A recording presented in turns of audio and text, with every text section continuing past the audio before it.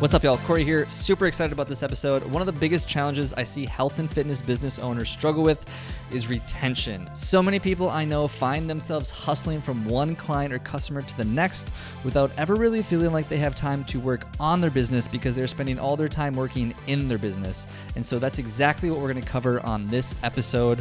One of the most effective ways I have found to be able to deal with this issue is to build a community within your business that keeps people around for the long term. I myself have built a Meetup community of over 1,000 people of health and fitness entrepreneurs here in Austin, Texas, and I've been continuing to grow that community ever since for about 2 years now.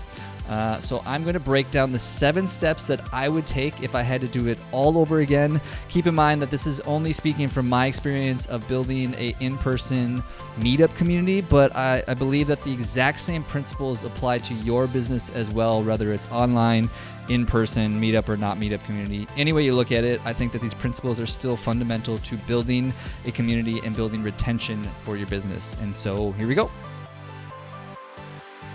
Step number 1 is to find the gap. Advice that I was once given and I give to people all the time is don't try to be the best, be the only. When I first moved to Austin, I partly moved here for the weather, but mostly for the community. When I first got here, I was getting involved in all sorts of communities, from community workouts, PaleoFX, Austin fitness community, hiking groups, walking groups, random networking events. They were all fine, but none of them was really exactly what I was looking for. I was looking for a community of health and fitness business owners, and as far as I could tell, it didn't exist, so I created it. I didn't realize it at the time, but now looking back at it, I was essentially filling a gap in the market. There are a ton of health-related communities, and there are a ton of business-related communities, but nobody was bringing them together. And so here's my advice to you. Find the gap in the market and then fill that gap, or more specifically, do exactly what I did. Take 2 communities that already exist and then smash them together. It's much easier to be the only community on a specific topic than it is to try to be the best community on a specific topic. Step number 2 is to define purpose. There are a lot of communities that exist, obviously, but here's the problem with most of them. They lack good purpose. So one of the first ever Meetup groups that I attended was when I lived back in Minnesota, and it was a group for people that were interested in health and marketing, both topics that I'm fascinated with, but when I got there, we didn't talk about either of those things. Not only did we not talk about either of those topics, it ended up being some guy pitching his private networking community. And I was like, remind me why we're here again? I went into this with the purpose of networking with people who have shared interest, yet the entire time that I was there, all I could think about is how do I get out of here because I am never coming back to this again.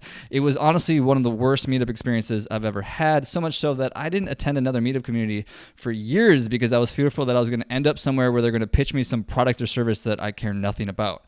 Don't get me wrong, this guy had a purpose. He was trying to sell his product or service. I actually don't remember exactly what it was, but it was obviously not aligned with the community's purpose. So here's my advice to you before you even start your own community. It's answer these very important questions. Number 1, most and foremost, what is the purpose of your group? Step number 2 would be, what are you hoping the communities get out of it? Number 3 would be, how can you make sure that they get what they're expecting to get out of it? Number 4 would be, what's the general itinerary for this group? And number 5 would be, what do most people, or what do you want people to say about your community after they leave the group? Ultimately, the more clearly you can define what you're hoping people get out of the group, the easier it will be to provide it for them during the event and then obviously afterwards as well. Step number 3 is to create structure. People don't need convenience as much as they need clarity. If you look at most Meetup communities, you'll see that they all basically say the same thing.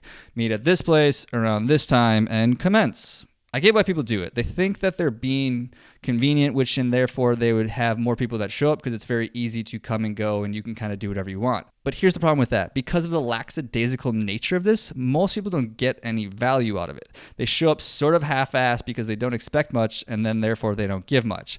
I take a bit different approach. I provide a relatively clear structure to the event. Of course, it rarely goes exactly to plan, but at least it gives people enough clarity about what to expect that they don't feel lost or trying to figure out what they should be doing. And one would think that the more relaxed approach to a more convenient event would be the way to do it, but honestly, I have found the complete opposite to be true. Clarity makes it more likely that it will show up because they aren't fearful of what they're getting into. People fear the unknown.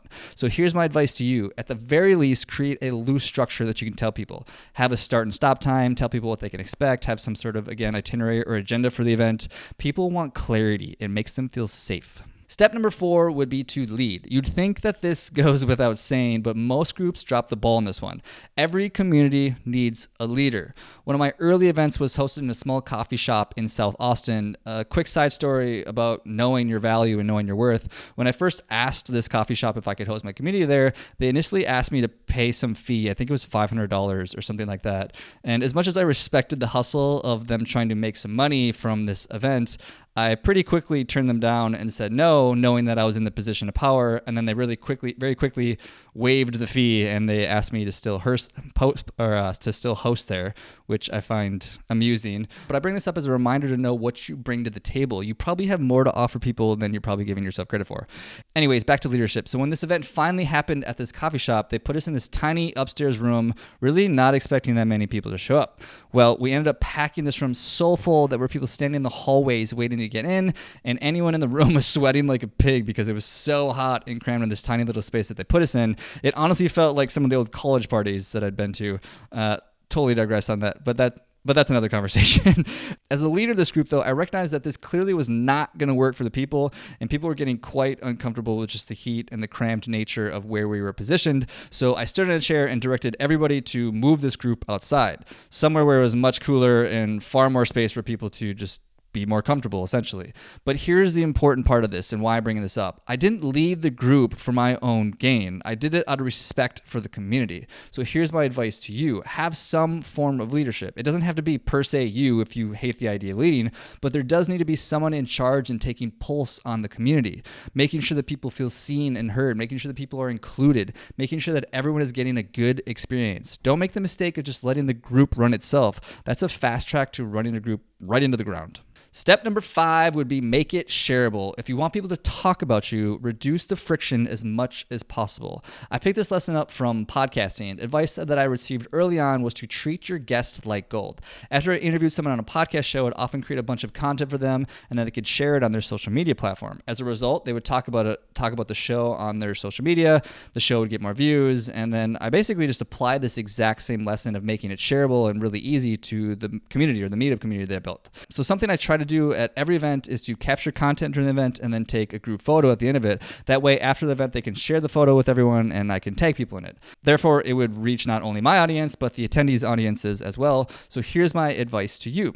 Make sharing your events as frictionless as possible. Capture photos, capture videos, tag people, create content. Really do whatever you can to make people feel included and part of the community. Or in other words, treat your members like gold. Step number 6, get feedback. This one makes me uncomfortable and it makes most people uncomfortable. But what do the best athletes in the world do? They watch their game film. The equivalent of game film for a community is asking people for feedback. If you've ever attended one of my events or you're on my email list, you know that I'm constantly looking for ways to improve the events. It's surprisingly harder than you would think, which is why I'm so intentional about asking people.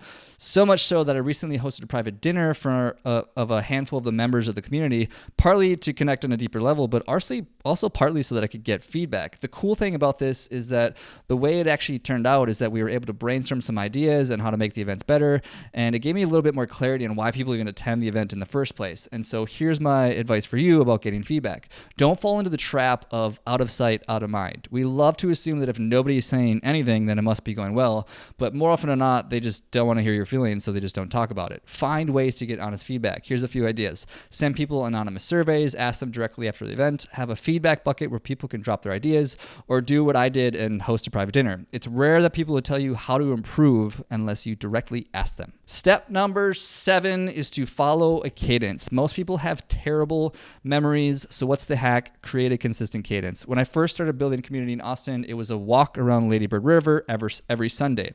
The idea going into it was that every Sunday, it would be easy for people to remember, and then they'd be more likely to show up. I think I had the right idea with setting a cadence, but honestly, every week became overwhelming. Meeting every week was hard because inevitably things would come up from I had to travel for a wedding, or it was a holiday weekend, or there was a conflict with another event like South by Southwest, or I just didn't feel like showing up. That's when I switched my cadence to the first Thursday of every month. It was something I could stick to, and it made it way easier for people to remember when the next event was, the first Thursday of every month. So here's my advice to you. Pick a cadence that you and your community can stick to. If you can do a weekly event, go for it. I'm not saying there's a right or wrong way to do this. Actually, the Raw running community here in Austin has been doing a weekly, I think it's every Tuesday night, if I remember correctly, for, as far as I know, years. And they seem to be able to make it work, mostly because I just don't think there's a lot to planning that goes into it. It's basically like show up and run and then go on with your merry day. But really the point here is that find a cadence that works for you personally, and also find a cadence that works for your community. Me being an introvert, every week was just way too much, but if that's something you want to do, go for it. There's no right or wrong answer here, but honestly, the consistency is the key piece of this. So as a final recap, there's 7 steps. Step number 1 is to find the gap in the market and fill the gap. Step number 2 is to find the purpose of the group. Step number 3 is to create a plan and structure for the group. Step number 4 is to lead or assign a leader to the group. Step number 5 is make sharing the event easy. Step number 6 is to ask for feedback from the members. Step number 7 is to follow a consistent cadence. I hope this was helpful. If you have any questions about creating your own community, don't hesitate to reach out. Hope to see you at the next event. It's the first Thursday of every month. If you happen to live in Austin, love you guys. Peace. Hey friend, thanks for listening to the show, and if you have any feedback for me about the show or any other guests that you'd want to see in the show, definitely shoot me a message. I love engaging with my audience and figuring out how I can provide the best value possible to the people listening to this show. Before you go, I only have one ask of you, and that would be to check out my 3 Tips Tuesday newsletter. It's 3 marketing tips every Tuesday specifically for the health and fitness entrepreneur to help them attract new leads. If you press the link in the description, it'll take you directly to the archive of all my previous newsletters, and you can decide for yourself if it's something for you. If you end up finding it helpful, you can just sign up for the newsletter and you'll get it in your inbox every Tuesday. Thanks again, and keep hustling, my friends.